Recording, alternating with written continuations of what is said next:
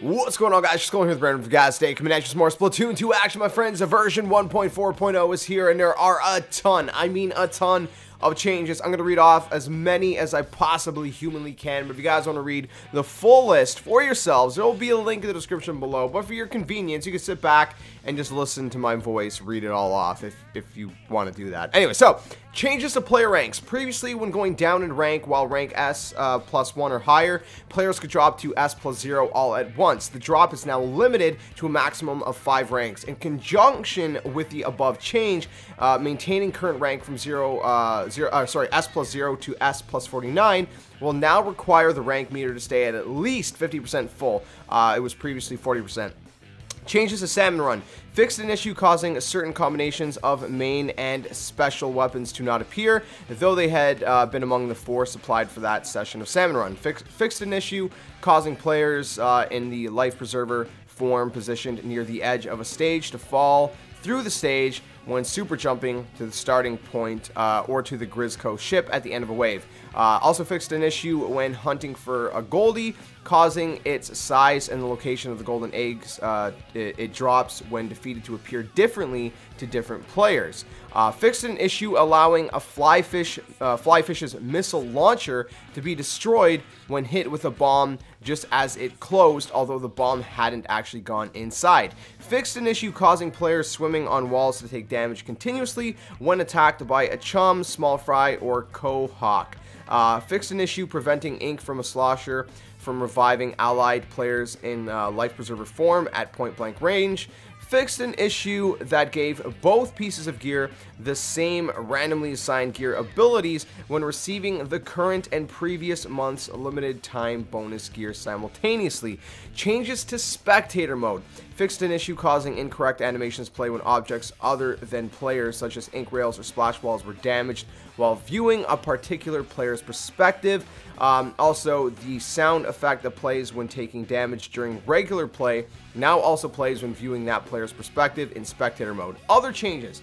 Man, I'm telling you guys, this is a big update. So under other changes, which is basically like miscellaneous changes, fixed issues while creating posts in which one, lines drawn outside of the frame and then back into the frame failed to properly appear, and number 2, the undo function failed to work properly. Fixed an issue when testing weapons in which coming into contact with one of the targets immediately after performing a vertical swing with a roller failed to deal contact damage. Fixed an issue when testing weapons in which coming into contact with one of the targets continuously with umbrella type weapon incorrectly only damaged the target once. Fixed an issue occurring when exceeding the number of displayable league battle results caused recent results to not be displayed instead of the oldest results. Updating the version 1.4.0 will disable wireless matchmaking for local multiplayer with players using version 1.3.0.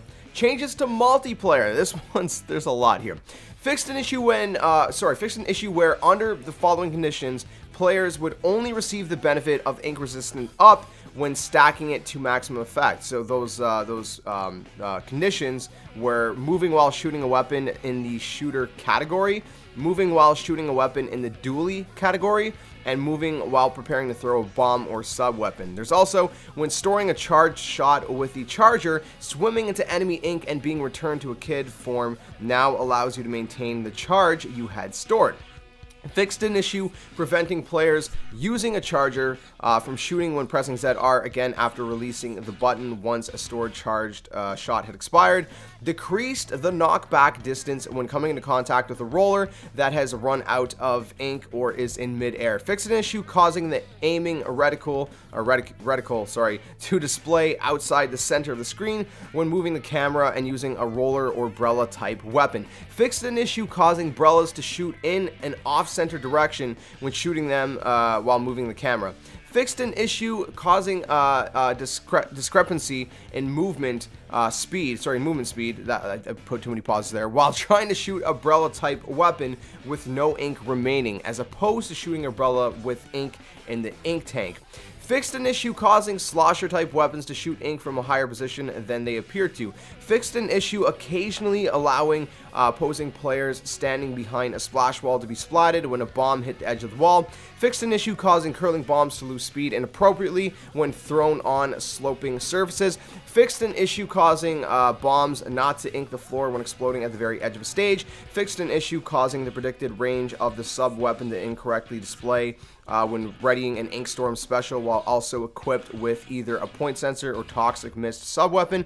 Fixed an issue causing the ink effect of an ink storm special to occur unnaturally when the storm intersected with a roof or other similar object in a stage. Bubbles from the bubble blower that burst after the end of a match will no longer ink the stage. Fixed an issue causing movement speed while firing the bubble blower to vary depending on which main weapon was equipped. In Rainmaker mode, equipping weapons such as the Eliter 4K and Dynamo Roller will no longer lower movement and speed or swim speed while holding the Rainmaker. Fixed an issue in Rainmaker mode in which splatting a player holding the Rainmaker while they were jumping caused the Rainmaker to reappear not in its fixed location but where the player had started their jump. Fixed an issue in the Reef causing suction bombs and other objects thrown into the area around the central bridge to sink inside it. Fixed an issue in Inkblot Art Academy causing players readying a roller or splatbrella at specific locations in the stage to fall through it. Fixed an issue in Mori Towers causing players who fall off the stage near its center to fall faster than in other stages. Fixed an issue in Manta Maria allowing players to enter into certain pillars in the stage. Fixed an issue applying to the drop roller in which players returning to their starting point after using the Inkjet special were unable to roll when going into squid form just before landing. And then there's also some specifications for some of the main weapons that have been changed. I'm not going to read all those, at least not in this video, because I don't want to make this video like a 20-minute video. I may cover, you know, the specific nerfs and buffs to weapons and specials and subs and all that in a different video if you guys want me to. Although, then again, that part is super long as well. I will link it down in the description below of this video if you guys want to go read it all for yourselves. Including all the nerfs and buffs to weapons that have been made, adjustments and all that stuff. You can read that for yourself, but I may make a video just reading that off as well for your convenience. It's up to you guys. But if you guys enjoyed this video, smash the like button, subscribe to the comment, share all the awesome stuff, and let me know what you guys think about all of these changes and updates to Splatoon 2 in version 1.4.0. Did I read off anything that that kind of stuck out to you guys that you were kind of waiting to get fixed, or have you experienced any other issues that haven't been fixed yet? Let me know in the comments section below. And again, if you guys enjoyed it, smash the like button, subscribe to the comment, share and all that awesome stuff. I'll catch you guys in the next one, guys. Until then, game on.